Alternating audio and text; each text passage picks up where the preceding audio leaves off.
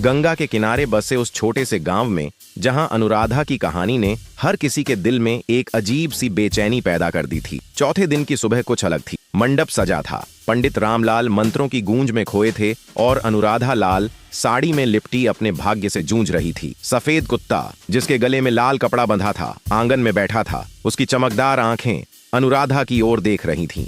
गांव वालों की भीड़ जो हमेशा उससे दूरी बनाए रखती थी, आज दूर से यह तमाशा देखने जुटी थी। लेकिन यह कहानी केवल एक अनुष्ठान की नहीं थी। यह एक ऐसी सच्चाई की शुरुआत थी जो गांव की नींव हिला देगी। अनुराधा का दिल तेजी से धड़क रहा था। मंत्रों की आवाज उसके कानों में चुभ रही थी। उसकी मां, जिसके चेहरे पर उम्मीद और डर का मिश्रण था, बार बार उसे देख रही थी। पंडित रामलाल ने मंत्र पूरे किए और अनुराधा को कुत्ते के पास बैठने को कहा। उसने एक बार मां की ओर देखा, जैसे कोई चमत्कार हो जाए, लेकिन मां ने नजरें फेर ली। अनुराधा ने कांपते हाथों से कुत्ते के गले में माला डाली। भीड़ में सन्नाटा छा गया। तभी अचानक कुत्ता भौंकने लगा। उसकी आवाज इतनी तेज थी कि पंडित जी का मंत्र पढ़ना रुक गया।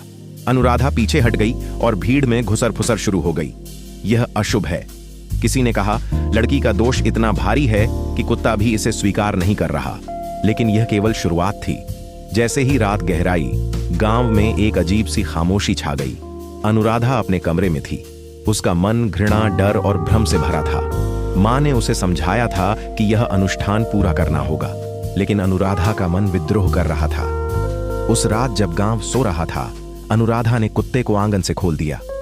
वह उसे जंगल की ओर ले गई, जहां कोई नहीं देख सकता था। उसने कुत्ते को देखा। उसकी आंखों में एक अजीब सी चमक थी। अनुराधा ने फुसफुसाते हुए कहा, मैं यह नहीं कर सकती, तुम आजाद हो। लेकिन जैसे ही वह मुड़ी, कुत्ते ने एक तेज भौंक के साथ उसका रास्ता रोक लिया। अनुराधा ठठक गई। उसकी आंखों में डर था, लेकिन कुत्ते की हरकत में कुछ ऐसा था जैसे वह उसे कुछ बताना चाहता हो। अगली सुबह गांव में हंगामा मच गया। कुत्ता गायब था। अनुराधा की मां ने उसे डांटा, तूने क्या किया? यह हमारा आखिरी मौका था। लेकिन अनुराधा चुप रही। उसका मन अब और भारी था। उसे लग रहा था कि उसने कुछ गलत किया है, लेकिन साथ ही एक अजीब सी राहत भी थी। पंडित रामलाल को बुलाया गया। उन्होंने कुंडली देखी और चेतावनी दी, अगर यह अनुष्ठान पूरा नहीं हुआ तो गांव पर बड़ी मुसीबत आएगी। गांव वालों ने अनुराधा को और घृणा की नजरों से देखना शुरू कर दिया। लेकिन उस रात कुछ ऐसा हुआ जिसने सब कुछ बदल दिया। जंगल के किनारे जहां अनुराधा ने कुत्ते को छोड़ा था, एक खून से सनी लाश मिली। यह गांव के एक युवक रमेश की थी, जो अनुराधा के बचपन का दोस्त था। रमेश वही था जो कभी अनुराधा से बात करने की हिम्मत करता था, लेकिन गांव वालों के डर से उसने भी दूरी बना ली थी।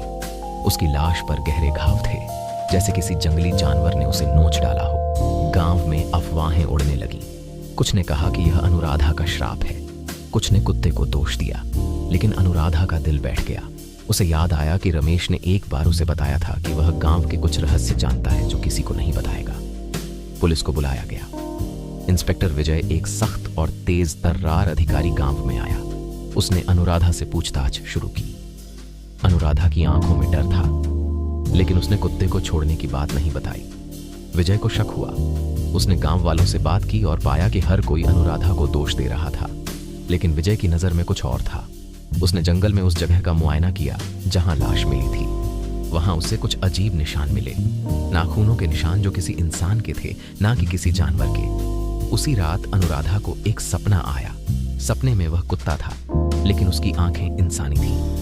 वह उसे जंगल की ओर ले जा रहा था, जहां एक पुराना मंदिर था जिसके बारे में गांव में कोई बात नहीं करता था। अनुराधा की नींद टूटी तो वह पसीने से तर थी। उसने मां से मंदिर की बात की, लेकिन मां ने उसे डांट दिया। वह मंदिर शापित है, वहां कोई नहीं जाता। लेकिन अनुराधा का मन अब उस मंदिर की ओर खींच रहा था। उसने फैसला किया कि वह सच जानने जाएगी। अगले दिन जब गांव वाले रमेश की मौत का शोक मना रहे थे, अनुराधा चुपके से जंगल की ओर निकल गई। मंदिर पुराना और जीर्ण शीर्ण था।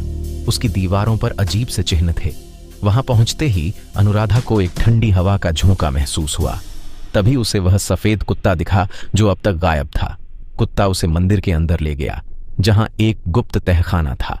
अनुराधा ने कांपते हाथों से तहखाने का दरवाजा खोला। अंदर उसे कुछ पुराने कागजात मिले, कागजात जिनमें गांव के कुछ बड़े लोगों के नाम थे और एक रहस्यमयी अनुष्ठान का जिक्र था जो हर अमावस्या को होता था। कागजात में लिखा था कि गांव के कुछ लोग एक गुप्त समूह का हिस्सा थे जो पितृदोष के नाम पर युवतियों को बलि चढ़ाते थे। अनुराधा का नाम भी उस सूची में था। उसका दिल धक से रह गया। उसे समझ आया कि उसका पितृदोष कोई श्राप नहीं बल्कि एक साजिश थी। पंडित रामलाल और गांव के कुछ बड़े लोग इसमें शामिल थे। कुत्ते से शादी का अनुष्ठान सिर्फ एक बहाना था ताकि अनुराधा को गांव से दूर ले जाकर उसकी बलि दी जा सके। अनुराधा ने कागजात अपने पास रखे और मंदिर से बाहर निकली, लेकिन वहां उसे पंडित रामलाल और 2 अन्य लोग इंतजार करते मिले। उनके चेहरों पर क्रूर मुस्कान थी। तूने बहुत कुछ जान लिया अनुराधा, पंडित ने कहा। अब तेरा समय पूरा हुआ। अनुराधा ने भागने की कोशिश की, लेकिन वे उसे पकड़ने के लिए आगे बढ़े। तभी सफेद कुत्ता जंगल से निकला और पंडित पर झपटा। उसने पंडित के हाथ पर इतनी जोर से काटा कि वह चीख पड़ा। अनुराधा ने मौका देखकर जंगल की ओर